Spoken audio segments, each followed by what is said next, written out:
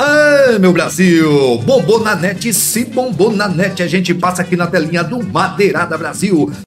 Toque, toque, toque. 3 batidinhas na porta.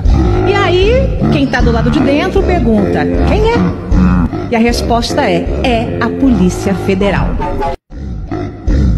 Hoje seria um bom dia para pedir intervenção militar no STF. Mas infelizmente nós não temos um Congresso capaz de pedir isso. Porque o certo seria o presidente da Câmara hoje pedir a dissolução do STF e que um tribunal militar julgasse todo mundo, tanto do Congresso quanto os próprios ministros do STF.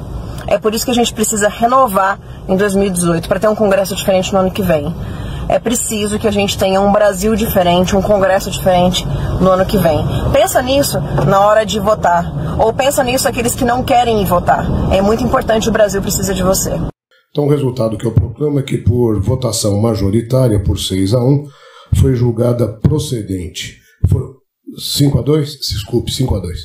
Por 5-2, foram rejeitadas as arguições preliminares e julgado procedente o pedido relativo à ação de investigação judicial eleitoral formulado por Sâmia de Souza Bonfim para cassar o diploma de deputada federal da representada Carla Zambelli Salgado de Oliveira, aplicando a ela a sanção de inelegibilidade para as eleições que se realizarem nos 8 anos subsequentes às eleições gerais de 2022. Essa é a votação majoritária, declara voto divergente a juíza Cláudia Bedotti, que foi acompanhada pelo juiz Regis de Castilho. Esse é o resultado, fica assim julgado o item 15 da... A família Bolsonaro é uma família de corruptos, cara. Eles são quadrilheiros. Vai tomar outro processo aí, cara. Esse aqui eu tomo com orgulho. Flávio Bolsonaro, você é um corrupto ladrão. Jair Bolsonaro, você é um quadrilheiro corrupto vagabundo. Me processem. Eu tô falando isso há 4 anos, eu nunca recebi um processo deles. Por que você acha? Provar. Porque, e, na verdade, eles sabem que a gente tem prova do contrário. Por exemplo, você sabia que o Eduardo Bolsonaro era funcionário fantasma do Roberto Jefferson? Ele era. Ele assinava a prova na faculdade enquanto ele assinava presença em Brasília, um no Rio de Janeiro, um em Brasília. A gente tem a cópia das assinaturas. Isso é pra começar. O Queiroz, cara, você é ligeiro. O chefe de gabinete do... Qual que é a fita do... O chefe de Eduardo gabinete... Bolsonaro do Rio de Janeiro? Não, calma. Deixa eu só falar isso aqui. O chefe de gabinete do Flávio Bolsonaro disse o seguinte: eu assumo que eu faço rachadinha. E eu assumo que eu paguei as escolas e os planos de saúde das filhas do Flávio Bolsonaro em dinheiro, mas ele não sabia. Caralho. Oh, mano. Eu quero te levar pra chegar... Em 2024, o Brasil registrou a menor taxa de desemprego da história. Mesmo com toda a experiência no currículo, Gilberto ficou 2 anos desempregado. A virada foi em julho do ano passado, quando ele conseguiu essa vaga. Foi só um teste, aí depois eu comecei a trabalhar direto. Não só ele, como outras 1.000 pessoas foram contratadas por essa rede, especializada em delivery de comida japonesa. Foram mais de 24 unidades abertas no Brasil e aqui no Rio de Janeiro por volta de 15 unidades abertas. Em 2024, o Brasil registrou a menor taxa de desemprego desde o início da série histórica, 6,6%. Em 2012, a taxa foi de 7,4%. Teve o patamar mais alto em 2021, na pandemia. Em 2023, 7,8%. E agora, volta ao patamar do início da série histórica. O mercado de trabalho é um ótimo refletor sobre as decisões econômicas, né? Então, quando a gente tem PIB crescendo, mais investimento, mais pessoas produzindo, automaticamente você precisa de mais pessoas trabalhando. O número de pessoas ocupadas também foi recorde no país, mais de 103 milhões de brasileiros. Segundo o IBGE, em um ano, 2.600.000 pessoas entraram no mercado de trabalho. Os números de empregados com e sem carteira também atingiram o maior patamar. 38.700.000 brasileiros na formalidade e 14.200.000 sem registro. O total de pessoas que trabalham por conta própria também foi o maior da série histórica, mais de 26 milhões. O rendimento cresceu 2 anos seguidos e chegou ao maior nível desde 2012. Valor médio de R$ 3.225. A preocupação sempre é com a inflação. É claro que mais pessoas trabalhando é sempre melhor. É claro que mais pessoas trabalhando com uma renda compatível com a sua escolaridade, com a sua experiência, é o que a gente deseja, é o que a gente espera, mas mais pessoas trabalhando são mais pessoas consumindo e demandando serviços, o que automaticamente pressiona a inflação. Ainda são 7.400.000 pessoas desempregadas. É importante a gente olhar para entender o que falta esse grupo voltar no mercado de trabalho. Se é uma questão de ausência de políticas públicas que permitam essas pessoas voltarem, se é uma questão educacional, mas de qualquer forma a gente tem que entender quais são os conjuntos de políticas necessários para que essas pessoas retomem e possam acessar as oportunidades. Para os que já conseguiram, como Gilberto, a hora é de organizar a vida. Já tem um terreno, tenho casa já. Ainda tem umas contas que estão para quitar, mas vai dar tudo certo.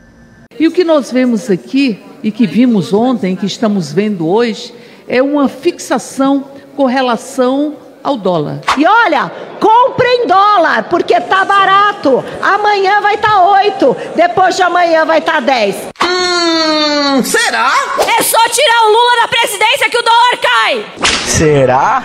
Olha, o mercado financeiro reagiu bem à entrevista coletiva de Lula ao longo da tarde desta quinta-feira e, evidentemente, os números mostram isso também. A Bolsa teve uma alta importante e a cotação do dólar caiu pela 9ª vez, pelo 9º dia útil seguido.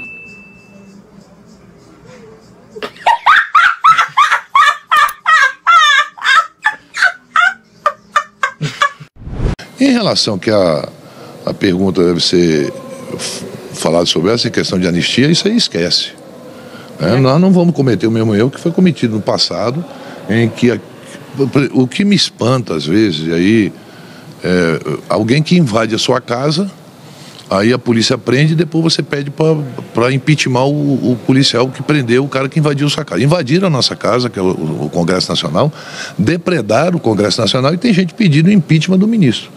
Quer dizer, é uma inversão completamente. Hoje eu ouvi até dizer, não, o Davi tem uma boa relação com o ministro Alexandre de Moraes. Isso. Não, mas o Alexandre de Moraes, ele não merece ser impeachmentado porque vocês nunca me trouxeram nada que desabonasse a conduta dele como ministro. Até hoje não. Nunca ouvi dizer que ele tinha um escritório trabalhando a serviço dele, que ele estava fazendo alguma coisa errada. O que ele está respeitando a democracia que nós conquistamos há muito suor, e eu fui uma das pessoas que lutei muito pela democratização desse país na década de 70, 80. Então eu sei muito bem o que era um país que não era democrático. Então você não pode aqui chegar e o Alexandre vai pautar o impeachment do ministro Alexandre. Não esquece. E também não vai pautar a anistia, porque isso daí não tem acordo sobre isso. Não tem espaço para isso. Os Estados Unidos estão se encaminhando para uma guerra civil. Se continuar desse jeito aí. Eu vi ontem num discurso, é uma coisa que pouca gente está comentando. Os Estados Unidos têm hoje 15 milhões de veteranos de guerra. 15 milhões. Caras que lutaram na guerra, ou no Afeganistão, ou no Iraque, ou sei lá onde. Caras que são armados, porque todo mundo tem arma nos Estados Unidos. Existem 320 milhões de armas circulando hoje nos Estados Unidos. 320 milhões de armas. Então esses caras estão armados, são treinados e estão extremamente irritados. Eu vi um discurso ontem de um veterano de guerra dizendo o seguinte: para que eu fui lutar no Iraque? Se 3 bilionários, ele está se referindo aos 3 que foram na posse do Trump, o Bezos, o Elon Musk e o outro lá que eu esqueci o nome. Os 3 bilionários que foram na posse do Trump, eles 3 juntos têm mais dinheiro do que os 160 milhões de americanos mais pobres. Ou seja, 3 bilionários têm mais dinheiro do que a metade mais pobre dos Estados Unidos, junto. Então, o veterano está dizendo assim, para que eu vou lutar nessas guerras, para que eu vou morrer nessas guerras, se quando eu volto eu não vou ser bem atendido, eu estou desempregado, estou sem condições de proporcionar uma vida digna para minha família, e 3 bilionários têm mais dinheiro do que metade pobre dos Estados Unidos. Isso é um veterano de guerra falando.